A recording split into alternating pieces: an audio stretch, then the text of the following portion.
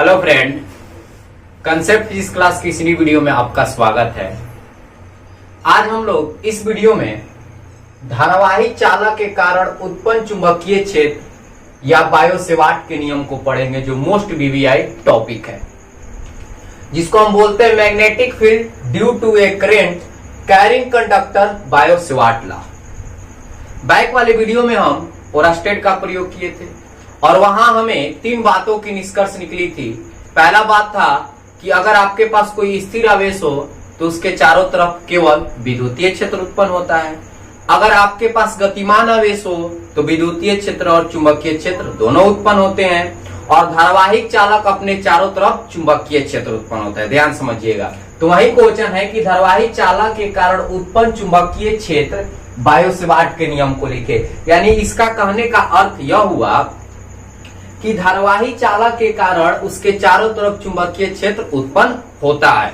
1920 ईस्वी में, ध्यान समझिएगा, 1920 ईस्वी में फ्रांस के वैज्ञानिक बायो और सेवार्ट, ये दो वैज्ञानिक थे, बायो अलग थे, सेवार्ट अलग थे। ध्यान समझिएगा, 1920 ईस्वी में फ्रांस के वैज्ञानिक बायो और सेवार्ट ने मिलकर धारावाही चालक के कारण उत्पन्न चुंबकीय क्षेत्र के संबंध में एक प्रयोग किया। क्या किया? प्रयोग किया। और प्रयोग करने के बाद धारावाही चालक के समीप किसी बिंदु पर चुंबकीय क्षेत्र का क्या किए? मान प्राप्त किए। यानी चुंबकीय क्षेत्र के मान को प्राप्त करने के लिए एक नियम का क्या किए? प्रतिपादन किए। उसे ही हम बायो-सेवार्ट का नियम कहते हैं। चुंबकीय धारावाही चालक कारण चुंबकीय क्षेत्र संबंधित बात समझ में आई। 1920 ईस्वी में फ्रांस के वैज्ञानिक बायो और सेवार्ट ने मिलकर धारावाही चालक के कारण उत्पन्न चुंबकीय क्षेत्र के संबंध में एक प्रयोग किया और उस प्रयोग के आधार पर धारावाही चालक के कारण समीप किसी बिंदु पर चुंबकीय क्षेत्र के व्यंजक को प्राप्त करने के लिए, यानी चुंबकीय क्षेत्र के मान को प्राप्त करने के लिए एक नियम का क्या किए? प्रतिपादन किए। उसे ही हम क्या बोलते हैं? बायो-सेवार्ट का नियम कहते हैं। कोई दिक्कत? तो इतनी बातें हम लिख लेते हैं। इसके बाद जो उन्होंने नियम दिया उनको समझेंगे कि बायो-सेवार्ट का नियम क्या है। तो आइए इसको लिख लेते हैं। देखिए, हम लिख दिए हैं, धारावाही चालक के कारण उसके चारों तरफ चुंबकीय क्षेत्र उत्पन्न होता है। 1920 ईस्वी में फ्रांसीसी वैज्ञानिक बायो तथा सेवार्ट ने धारावाही चालक कारण उत्पन्न चुंबकीय क्षेत्र के अध्ययन करने के लिए प्रयोग किए तथा धारावाही चालक के समीप किसी बिंदु पर चुंबकीय क्षेत्र की तीव्रता या चुंबकीय क्षेत्र को ज्ञात करने के लिए एक नियम का क्या किए? प्रतिपादन किए, जिसे हम बायो-सेवार्ट का नियम कहते हैं। अब उस नियम में उन्होंने क्या बताया, देखिए इनका नियम क्या है कि ये मान लेते हैं हमारे पास एक धारावाही चालक है, इसको हम बोल रहे हैं धारावाही चालक, धारावाही चालक यानी जिसमें धारा बहती है, धारावाही चालक। और मान लिया कि इसमें आई एम्पियर की धारा क्या हो रही है? फ्लो हो रही है। कितने एम्पियर की धारा फ्लो हो रही है? आई एम्पियर की धारा इसमें क्या हो रही है? फ्लो हो रही है। ध्यान समझिएगा, एक धारावाही चालक है, इसमें आई एम्पियर की धारा क्या हो रही है? फ्लो हो रही है। ये सब किसने बताया? बायो-सेवार्ट। अब इसके बाद उन्होंने मान लिया कि यहां कोई एक अल्पांश बिंदु है, अल्पांश दूरी, अल्पांश मतलब अल्प दूरी को कहा जाता है। कोई दिक्कत? यहां से यहां तक मैं मान लिया ये अल्पांश दूरी है आपकी, जिसको हम डीएल लिख रहे हैं। हमें पता है कि अल्प की जब भी कहानी चलती है वहां डेल्टा या डी का प्रयोग किया जाता है। आप डेल्टा एल भी लिख सकते हैं, डीएल भी लिख सकते हैं। कोई दिक्कत? तो अल्पांश बिंदु से आर दूरी पर एक पी बिंदु स्थित है। ध्यान समझिएगा, अल्पांश बिंदु से आर दूरी पर एक पी बिंदु स्थित है और इसी पी बिंदु पर हमें चुंबकीय क्षेत्र का व्यंजक क्या करना है? प्राप्त करना है।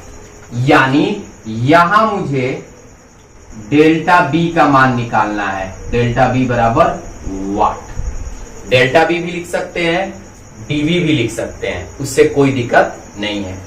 और ये अल्पांश बिंदु से आर दूरी पर जो पी बिंदु स्थित है, जहां हमें चुंबकीय क्षेत्र का मान निकालना है, मैं मान लिया कि इस अल्पांश बिंदु से इस आर दूरी पर जो पी बिंदु है, ये जो रेखा है, इनके बीच जो बना हुआ एंगल है, इस रेखा के चलते जो एंगल बन रहा है वो मैं मान लिया कितना है, थीटा है।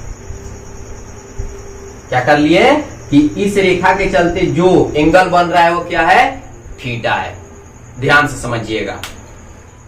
अब बायो-सेवार्ट के नियम के अनुसार क्या होता है कि किसी धारावाही चालक में जब धारा बहती है और किसी बिंदु पर अगर मुझे चुंबकीय क्षेत्र का मान ज्ञात करना होता है, तो उन्होंने बताया कि ये चुंबकीय क्षेत्र का मान मुख्यतः 4 बातों पर डिपेंड करती है। इस चुंबकीय क्षेत्र का मान मुख्यतः कितने बातों पर डिपेंड करती है, 4 बातों पर डिपेंड करती है। ध्यान समझिएगा। पहला जो बात है, उन्होंने बताया कि चालक में बहने वाली धारा के समानुपाती होता है। पहला बात क्या बताए कि चालक में बहने वाली, यानी इस धारावाही चालक में बहने वाली जो धारा है उसके क्या होता है, समानुपाती होता है। कौन, चुंबकीय क्षेत्र। यानी हम इसको ऐसे लिख सकते हैं, यानी डेल्टा बी असमानुपाती आई। Equation number first. ध्यान से समझिएगा।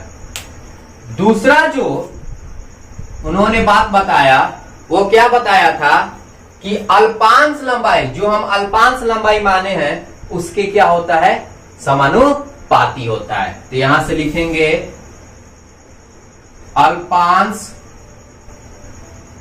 लंबाई के समानुपाती होता है। अल्पांश लंबाई के क्या होता है, समानुपाती होता है। यानी डेल्टा बी जो है वह डीएल के क्या होगा, समानुपाती होगा। इक्वेशन नंबर ये क्या हो गई, सेकंड हो गई। समझ पा रहे हैं आप। तीसरा बातें क्या बताए थे, तीसरा बात बताए थे, यहां लिखेंगे। तीसरा जो बातें हैं, अल्पांश लंबाई डीएल से पी बिंदु को मिलाने वाली रेखा द्वारा बनाया गया कोण ज्या के समानुपाती होता है।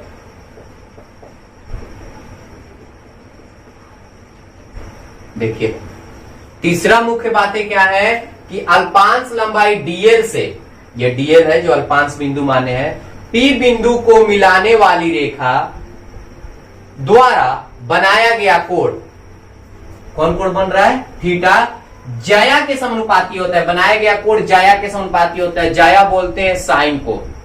ज्या किसको बोलते हैं, साइन को। अगर आपसे पूछा जाए कि ये थीटा क्या है, तो अल्पांश बिंदु से, अल्पांश जो आपकी बिंदु है उससे पी बिंदु को मिलाने वाली रेखा द्वारा बनाया गया क्या है, कोण है। तो इसके समानुपाती होता है। यानी कहने का अर्थ यह हुआ कि जो डेल्टा बी है वो समानुपाती होता है साइन थीटा के। इक्वेशन नंबर 4, ज्या को हम बोलते हैं साइन थीटा। इक्वेशन नंबर क्या हो गया, सॉरी, इक्वेशन नंबर यहां हो गई आपकी 3। और चौथा मुख्य बातें क्या है, बायो-सेवार्ट ने क्या बताया, चौथा मुख्य बातें देखिए, ध्यान समझिएगा। चौथी मुख्य बातें हैं इसकी कि आपकी ये जो अल्पांश बिंदु से जो पी बिंदु की दूरी है, अल्पांश लंबाई से पी बिंदु की जो दूरी है उसके वर्ग के क्या होता है, व्युत्क्रमानुपाती होता है। तो यहां से लिख रहे हैं अल्पांश लंबाई से P बिंदु की दूरी के वर्ग के व्युत्क्रमानुपाती होता है। क्या होता है? व्युत्क्रमानुपाती होता है। ध्यान समझिएगा, अल्पांश लंबाई से P बिंदु की दूरी के वर्ग के व्युत्क्रमानुपाती होता है। तो हम इस P बिंदु को, इस अल्पांश बिंदु से इस P बिंदु की दूरी कितनी है? स्मॉल r है। तो हम इसको कैसे लिखेंगे? डेल्टा बी असमानुपाती 1/r², इक्वेशन नंबर 4। यही बायो सेवार्ट का नियम है, रूल है। उन्होंने बताया, पुनः समझ लीजिए कि किसी धारावाही चालक के कारण किसी बिंदु पर अगर चुंबकीय क्षेत्र का मान ज्ञात करना है तो उस चुंबकीय क्षेत्र का जो मान है मुख्यतः 4 बातों पर क्या करती है? डिपेंड करती है। पहला है चालक में बहने वाली धारा के समानुपाती होता है, अल्पांश लंबाई के समानुपाती होता है। तीसरा, अल्पांश लंबाई से P बिंदु को मिलाने वाली रेखा के द्वारा बनाया गया जो कोण है, जिसको हम बोलते हैं ज्या, के क्या होता है? समानुपाती होता है। और चौथा जो मुख्य बातें बताएं, अल्पांश लंबाई से P बिंदु की जो दूरी है वो उसके वर्ग के क्या होता है? व्युत्क्रमानुपाती होता है। तो आई होप आपको समझ में आ गई होगी। तो इतनी बातें आप स्क्रीनशॉट कर लीजिए, इसके बाद हम आगे बढ़ते हैं। अब यहां से हम इसको बिठा दे रहे हैं।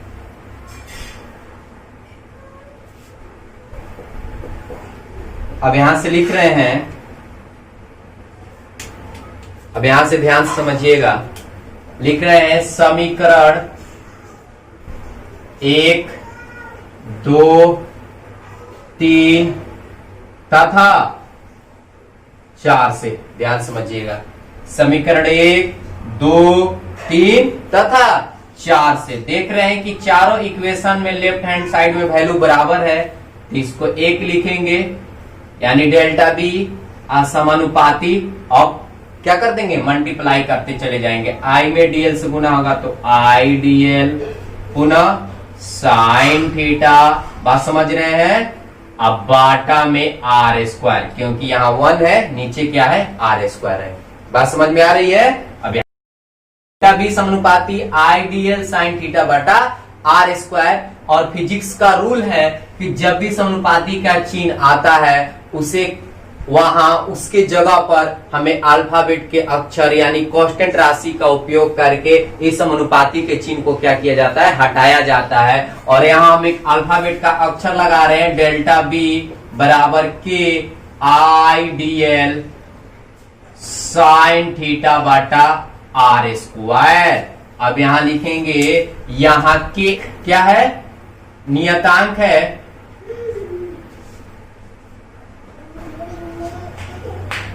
यहां के एक नियतांक है, इसका मान μ0/4π लिया जाता है। ध्यान समझिएगा, जब हम इलेक्ट्रोस्टैटिक्स अध्ययन कर रहे थे तो वहां भी एक के नियतांक आया था, तो वहां हम उसका मान क्या ले रहे थे? 1/4πε। इसी तरह यहाँ के एक नियतांक है और इसका मान लिया जाता है μ0/4π। तो अब अगर के का मान हम μ0/4π लिखेंगे तो डेल्टा बी बराबर आपका सूत्र हो जाएगा μ0/4π आई डीएल साइन थीटा अब बाटा में r²। इसी को बोलते हैं बायो सेवार्ट का नियम। यानी इस इक्वेशन के सहायता से हम धारावाही चालक के किसी बिंदु पर चुंबकीय क्षेत्र के मान को क्या कर सकते हैं? ज्ञात कर सकते हैं। कोई दिक्कत? अब यहां से देखिए, यहां μ0 जो है उसको हम बोलते हैं निर्वात की चुंबकशीलता। इसको हम क्या बोलते हैं? μ0 जो है, यहां μ0 या μ0 उसको बोलते हैं। μ0 जो है निर्वात की क्या है? चुंबकशीलता है। और यहां जो μ0/4π है इसका मान 10 के पावर माइनस 7 न्यूटन प्रति एम्पियर स्क्वायर होता है। म्यू 0/4 जब भी आपको वैल्यू रखना होगा, जिस प्रकार पाई का मान फिक्स रहता है 3.14 रखा जाता है, जिस तरह 1/4 एप्सिलॉन का मान बैक वाली वीडियो में इलेक्ट्रोस्टैटिक्स के जो यूनिट था उसमें हम पढ़ रहे थे, 1/4 एप्सिलॉन का मान 9 × 10 के पावर 9 रखा जाता है। उसी तरह म्यू 0/4 का मान भी हमें 10 के पावर माइनस 7 लिया जाता है न्यूटन प्रति एम्पियर स्क्वायर। या म्यू 0 के अगर हम मान निकालेंगे यहां से, तो म्यू 0 यानी म्यू नॉट का मान अगर निकालते हैं तो 4 पाई गुने 10 के पावर माइनस 7 न्यूटन प्रति एम्पियर स्क्वायर होगा। कोई दिक्कत? अगर आपसे म्यू नॉट का मान पूछे तो 4 पाई गुने 10 के पावर माइनस 7 न्यूटन प्रति एम्पियर स्क्वायर होगा, क्योंकि 4 पाई इधर डिवाइड है, इधर ला दिए तो क्या हो गया, मल्टीप्लाई हो गया। अब यहां से देखिए, अगर मुझे इस म्यू नॉट का मात्रक और बीमा निकालना होगा तो कैसे निकालेंगे, ध्यान समझिएगा। अब यहां से लिखते हैं मी नॉट का एसआई मात्रक। देखिए, म्यू नॉट का अगर हमें एसआई मात्रक निकालना होगा तो हमारे पास सूत्र क्या आया है, डेल्टा बी बराबर me not 4 pi ideal sine theta बटा आर स्क्वायर। तो यहां से अगर हम म्यू नॉट बटा 4 पाई का मान निकालें तो कितना होगा, डेल्टा बी, ध्यान समझिएगा, आर स्क्वायर अब बाटा में आइडियल साइन थीटा। बात समझ पा रहे हैं? होगा ना? देख लीजिए, यहां देखिए, मुझे म्यू 0/4 का मान निकालना है, इसको छोड़ दिए, आर स्क्वायर आपका क्या है, डिवाइड है, इधर आया मल्टीप्लाई, और इसको छोड़कर जो मल्टीप्लाई है इधर आकर डिवाइड बन गया, बन जाएगा ना। तो अगर हम इसका एसआई मात्रक निकालते हैं तो ये क्या है, चुंबकीय क्षेत्र। चुंबकीय क्षेत्र का मात्रक होता है टेस्ला, जो बैक वाले वीडियो में हम लोग पढ़े हुए हैं। टेस्ला ये आपकी दूरी है, इसका मात्रक हो गया मीटर स्क्वायर। ये धारा है तो इसका मात्रक हो गया एम्पियर, और डीएल यानी अल्पांश लंबाई एक प्रकार की दूरी है, इसका भी मात्रक हो गया मीटर। अब यहां से जो साइन थीटा है ये त्रिकोणमितीय अनुपात है, इसका कोई मात्रक कोई बीमा नहीं होता है। अब यहां से मीटर को एक कैंसिल कर दिए तो क्या बचा, टेस्ला मीटर प्रति एम्पियर। यानी चुंबकशीलता का जो मात्रक है, एक और मात्रक टेस्ला मीटर प्रति एम्पियर भी होता है और न्यूटन प्रति एम्पियर स्क्वायर भी होता है। ध्यान समझिएगा, न्यूटन प्रति एम्पियर स्क्वायर भी होता है और टेस्ला मीटर प्रति एम्पियर भी होता है। अगर हमें बीमा निकालना होगा इसका, तो बीमा कैसे निकालेंगे, ध्यान समझिएगा। अगर मुझे बीमा निकालना होगा तो इसका बीमा क्या हो जाएगा, इस पर निकालने में मुझे आसानी होगी, क्योंकि न्यूटन एक बल है, तो बल का न्यूटन जो मात्रक है किसका है, बल का, तो बल का बीमा होता है mLT इनवर्स 2, और ये आपका धारा हो गया, तो धारा का बीमा होता है I या A, तो A ही लिख देते हैं, स्क्वायर है तो स्क्वायर ही लिख देते हैं। जब इसको ऊपर ले जाएंगे तो mLT इनवर्स 2 और A इनवर्स क्या हो जाएगी, 2 हो जाएगी। तो म्यू नॉट का जो एसआई मात्रक है, टेस्ला मीटर प्रति एम्पियर कहिए या न्यूटन प्रति एम्पियर स्क्वायर कहिए, और इसकी बीमा mLT इनवर्स 2 और A इनवर्स 2 होता है। कोई दिक्कत? तो इतनी बातें आप स्क्रीनशॉट कर लीजिए। इसके बाद एक और टॉपिक है, एक और पॉइंट है, मैं उसको समझाने जा रहा हूं, ध्यान समझिएगा। इतनी बातें आप स्क्रीनशॉट कर से ध्यान समझिएगा। अगर मुझे चुंबकीय क्षेत्र की दिशा ज्ञात करनी होगी, अगर मुझे मैग्नेटिक फील्ड का दिशा ज्ञात करनी होगी तो कैसे ज्ञात करें, देखिए एक सिंपल सा तरीका बता रहे हैं। जिधर आपकी करेंट फ्लो होगी उधर आपको आपकी जो हैंड है, ये वाली जो हैंड है, इसका अंगूठा का निशान आपको क्या रखना है, धारा के दिशा में। ध्यान समझिएगा, जिधर आपकी करंट फ्लो होगी उधर आपको अंगूठा रखना है, और जिस पॉइंट पर मुझे मैग्नेटिक फील्ड निकालना है उधर ये सब अंगुलियां रखना है। ठीक है, ध्यान समझिएगा, जिधर करंट फ्लो हो रही है उधर अंगूठा रखना है, और जिस पॉइंट पर मैग्नेटिक फील्ड मुझे ज्ञात करना है उधर ये सब अंगुलियां रखना है, और जिधर आपकी उस केस में रखने के बाद जिधर आपकी हथेली जाएगी उधर ही मैग्नेटिक फील्ड की दिशा होगा। तो आइए हम देखते हैं। हमें P बिंदु पर ज्ञात करना है और धारा इस प्रकार बह रही है। अंगूठा हम इधर रख दिए, ध्यान समझिए, इस प्रकार रखना है, और जिधर हमें चुंबकीय क्षेत्र का मान जिस पॉइंट पर ज्ञात करना है उधर सभी अंगुली को रखना है। रख दिए, तो हथेली किधर जा रही है, ध्यान समझिएगा, हथेली किधर जा रही है, अंदर की ओर। हथेली देखिए ऐसे रखिएगा, ये धारा ऊपर गया और ये आपकी P पॉइंट है, यहां मुझे चुंबकीय क्षेत्र का मान ज्ञात करना है। ये वाली जो हथेली है कहां जा रही है, अंदर जा रही है। तो जब हथेली अंदर की ओर जाएगी तो आपकी चुंबकीय क्षेत्र कहां बनेगा, चुंबकीय क्षेत्र की दिशा किधर होगी, अंदर की ओर होगी। और जब चुंबकीय क्षेत्र की दिशा अंदर की ओर होता है तो यहां हम क्रॉस का चिन्ह दे देते हैं। किसका चिन्ह दे देते हैं, क्रॉस का। क्रॉस का चिन्ह क्या बताता है कि चुंबकीय क्षेत्र का दिशा कहां है, अंदर की ओर है।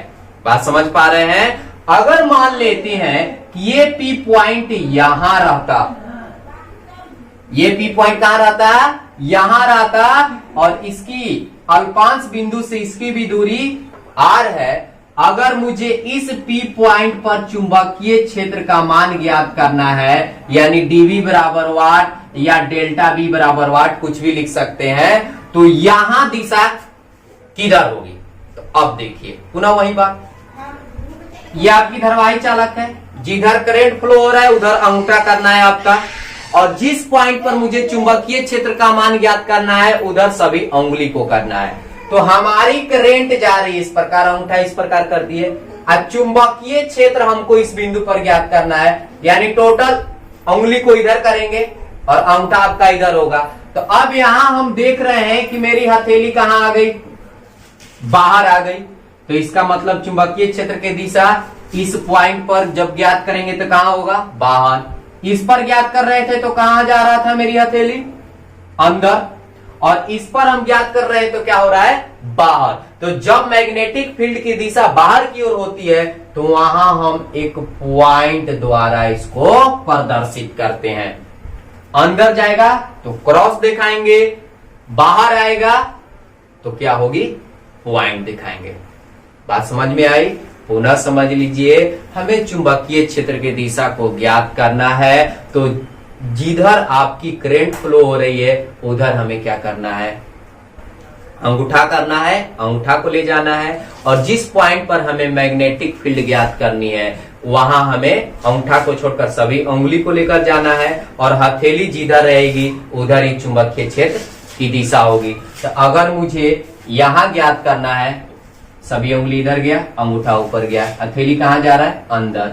अगर मुझे इस पॉइंट पर ज्ञात करना है तो अंगूठा ऊपर, हथेली इधर, तो हथेली अंगुली आपका इधर, तो हथेली कहां जा रहा है, बाहर। यहाँ हथेली कहां जा रहा था, अंदर। तो जब अंदर जाता है तो क्रॉस देते हैं, बाहर जाता है तो एक छोटी सी पॉइंट देते हैं, इसको दर्शाने के लिए। तो आई होप आपको बायो सवाट का जो नियम है अच्छे तरीका से समझ में आ गया है। नेक्स्ट वाले वीडियो में हम बायो सवाट के अनुप्रयोग को क्या करेंगे, अध्ययन करेंगे। अगर वीडियो अच्छी लगी होगी तो एक लाइक और एक कमेंट तो जरूर बनता है, जरूर कीजिए।